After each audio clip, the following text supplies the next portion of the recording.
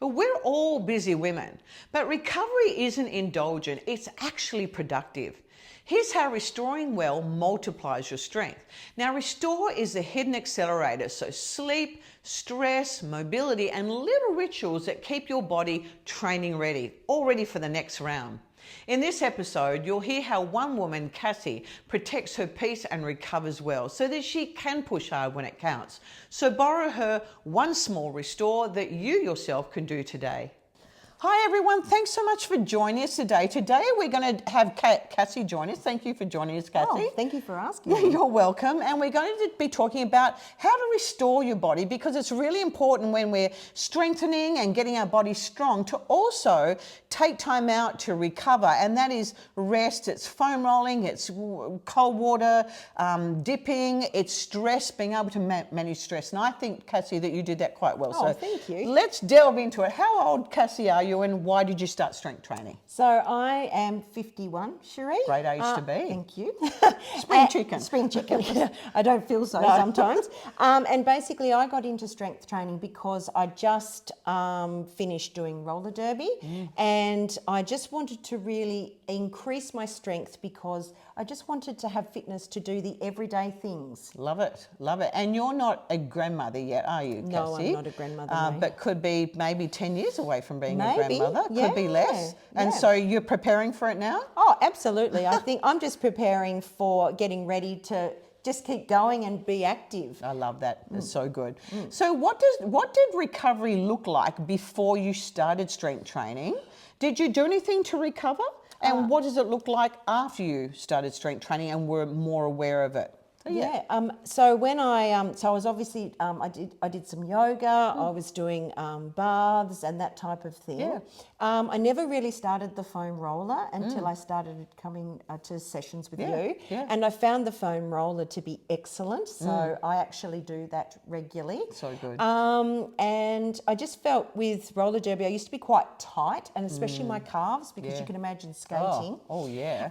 And very quite physical cardio. And I just felt that after I've started strength training, I'm really aware of the muscles that I need to look after. That's so good. Yeah, and I'm just, I'm much more attuned to what I need to do to be able to, recover after a session. I love that. I think that's so good. Which recovery practice, so which specific one, whether it be foam rolling, power nap maybe after you've done a strength training session or after you've been at work, or foam rolling, or even an evening routine, what works best for you? Like what has given you the biggest payoff? Like what has returned back to you? Because I know that you also cold water dip, Yes, Cassie. I do, yes. And this is in Tasmania. So we are at the southernmost, for those of you who don't know where it is, the southernmost point of Australia. So it's down towards the Antarctic Ocean. Like, the Antarctic is not only a few thousand k's away, but we are cold. Yes, we are cold. So how do you find, what, of all the things that you do, you seem to really enjoy the cold water dipping, I don't do, you? yes, I do. It's also really great for your immunity and things like that. And I do that with my partner. We sort of egg each other on. Yeah. And we do fresh water and salt. I love it. And the difference is quite interesting between the fresh water and the salt. What do you prefer? I like the salt water, I think, yeah. And I think the other thing that I really do is the foam roller. Yeah. So I think the foam roller is something I'll go home. I really suffer from restless legs. Oh, yes. So I use the foam roller, just in front of the telly when we're all sitting down as a family, and just roll out all of the necessary sore bits. I like that. And you were saying that you use magnesium oil I do, as well, which I is do. a great one to get sometimes into those really tight areas that kind of contract up, isn't it? Absolutely. And do you find that that's good for your legs as well if you get the restless legs? I do, and I also regularly take magnesium really tablets good. as well. And I often find hot water is good. Yeah, So I often have a shower before I go to bed. And you were also saying to me earlier that you also love the saunas, the saunas that travel around on the back of a trailer and go around to the beaches. So you go in the sauna, so you're all hot, and then you run down to the beach and dip. Yes, that's exactly right. So Sounds great. That's a Finnish, Yeah. a Finnish sauna. Yeah. And it's absolutely amazing. And then you do that a number of times over an hour. Love it. So, yeah, and it's just really lovely when they park next to the beach and you just spring out and you're all steamy and then you dive into the beautiful Tasmanian water. That's about the only way I would dip into that cold Tasmanian water is if I was boiling hot and I just needed to cool down. So, Cassie, how has lowering stress mentally and physically, how has that spilled over into your relationships or work? No, well, I'm a high school teacher, so it is quite a it is quite a stressful job, and I actually find that releasing that cortisol is really important. So doing that strength training gives me that chance to let it all go, and I just feel that since I've started this strength training in the last 4 years, I actually feel like I can go to work and really cope with what's happening. I'm a performing arts teacher and a dance teacher, so Yeah, you are. I'm doing a lot of that sort of work. Yeah, I noticed that. And you went away not long ago because you just decided you needed time out. And don't you think it's important for all of us to take time out because you are a teacher, you've got obviously before and after school work to do as well. You have to deal with parents often. Yes. So there's a lot of stuff going on. You've got your own child, you've got a partner, and then you've got your partner's children. So there's a lot going on. So I love the fact that you took yourself off recently and didn't feel too guilty about it, did you? I did not feel You guilty. went to different musicals and That's right. performances. Yes, And I had 5 days in Melbourne just recently, and I absolutely loved it. I made sure I started in February, and I planned it through, and I said to everyone, "This is what I'm doing." Because a lot of the things I love, my family go, "Oh, I don't want to go and see that musical." Or, so I treated myself a 5-star hotel, and I stayed for 5 nights, and I was just magic. So that was just recently. Get upgraded? I did get upgraded. Got upgraded. How cool is that? Yes, So spa. you felt like a queen, didn't you? I did. It was So wonderful. I think that sometimes we have to take that day to day just at us, putting stress and pressure on us all the time to kind of go, right, I'm stepping out of this now for a while and taking time for me. Absolutely. Which is really good. And I know you came back so refreshed and happy and you were just on top of the world. I was, and I did miss people in the family, but I also felt so fabulous. I think it's just good. doing your own thing, like it was basically your hand. Like, when was the last time you picked up your handbag and just went, "It's just us"? That's right. Off we go. You and the handbag. Me and the handbag. Perfect. I loved it. Where will I go for dinner tonight? Yes. Yeah, no, yes. that's Which so musical will I see? Yeah, exactly. That is so. And how many did you see in total? In that 3. 3 musicals in that only few days, so it's pretty good. Yeah. So many women, Cassie, feel guilty, really guilty when they do downtime, like they take time out for themselves. So what mindset shift did you need to have to help you claim your like to actually see that as a good thing, not indulgent, not feeling bad or guilty about it? Was there anything, or you just went, I've given enough to the family, it's my time? Was it just simply that? Yeah, I think it was a combination of both of those things. My family's been going through some sort of some big things, and in February I just thought, right, that's it. I really want to see Beetlejuice, the musical, and so I thought, I'm going to go to that. I'm not going to take anyone. And then I just started really planning this lovely, elaborate trip, and I saved up for it. And it was such a reward. And it actually kept me going through the really hard days.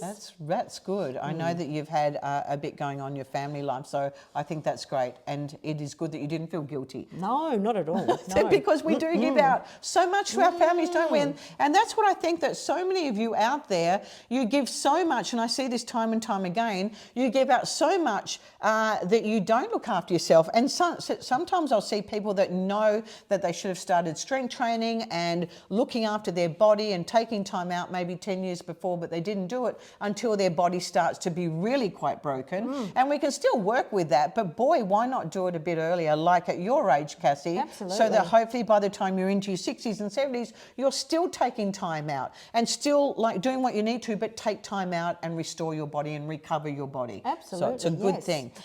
Oh, yes. I was just going to say too, it's really important. My daughter actually really loved the fact that I went away and could see the benefits of it too. So she said, "I will miss you, Mum, but I think it's really good you're doing this. So that was really... That is so good, Cassie, because she would learn to do it for herself. Yeah, and she won't absolutely. feel bad. I love that. We need to start a whole movement of women who raise kids and look after grandkids and do all the things they do that don't feel bad about taking time out, because we do give out so much of ourselves, don't and we become better mums. We do. And I better agree. people. We do. And what a wonderful role model, because she can see it and she will do it, and she'll do the same with her own kids as well. It's so good. Cassie, tell us about a moment when better recovery directly improved your performance in life or whatever. I mean, I just see that when you go for those cold water dips and then come to training, you're on top of the world. So is there any specific moment or time, or is it just when you take time out like you did? Is there anything specific? Or is it just a culmination of all these things? I think it's a combination, and I also really love, like you said about the saunas. I think taking that moment when you plunge into the ocean, though, and you feel really grounded, and you just feel at peace, you're very present, and that's what I really love about it. And sometimes if it's really cold, you have nothing else to think about other than the fact that you are really cold and you need to breathe through. Yeah, because you're often in there between 5 and 8 minutes. Yes, true. And maybe that's why I don't go cold water dipping, because I'm in such pain that I can think of nothing but the pain. But I'm sure if you do stay in there, this is a tip for anyone that does dip in cold water, is that if you do stay in there long enough, you go numb and you can't feel anything anymore. So you're okay. You can stay in there a wee bit longer than what you can. When that first plunge is always the hard one. That's the really hard one, to get all of the shoulders down. And, yes, absolutely. And do you go under with your head as well? I do, right at the end. Right at the end, and then dip. yes, absolutely. And it's easier when you're with people too. True. So you can sort of go, come on, we can do this. I like to count myself down, Cassie. It's the only way I can do it. I count myself down from 10, and on 1, I have to go under. Yeah, I'll make myself do it. I'm the same. So, Cassie, we're just going to end off with, can you name one recovery habit, or maybe all of them? What is one thing you would say, and this is what I always like when I interview someone, to look directly out to that person on the other side of that camera there. What would you say to that person out there that goes, I don't have time to look after myself, I don't have time to recover, I don't even have time? Because the other thing that you didn't include in there, you bought that vibration machine. Yes. Too. Did you use that vibration machine? Dr. Graham. Yeah, yes, Dr. Graham. I did buy that one. Yes. And it's quite nice, because if you've got a tight area, you can get in there with the vibration machine. It's got a long handle, so you can get right down the back as well. So actually was a fantastic family Christmas present. Yeah, and it's a good one. Yeah. So what would you say to that person at home right out there that feels like they are too busy, they just don't have time for themselves to actually take time out even to smell the rose? They don't have time out to do a cold water dip. They don't have time out to roll on the foam roll. And they don't maybe you don't have time to go away for 3 or 4 days doing like you do. What would you suggest to that mother out there or grandmother out there that is full on with life? I would say just take a moment. So be present, even if it's like you just go for a walk around the garden or you take the dog for a walk. You need to just stop that mind chatter and just be breathing in, be grateful of your surroundings. And I think, presence is a very important thing, because everything gets so busy. You get so wound up in daily life, and we forget to actually just stop sometimes and just breathe. I love that, Cassie. Good advice. Thank you. Well, I hope you enjoy that. A wonderful lady here. When Cassie trains, she goes hard, but I love the fact that she does take herself home and recovers in various ways as well. So thank you for tuning in today, and thank you for joining me, Cassie. Oh, thank you for asking. Right. Thanks. We'll see you next time. Bye. Bye.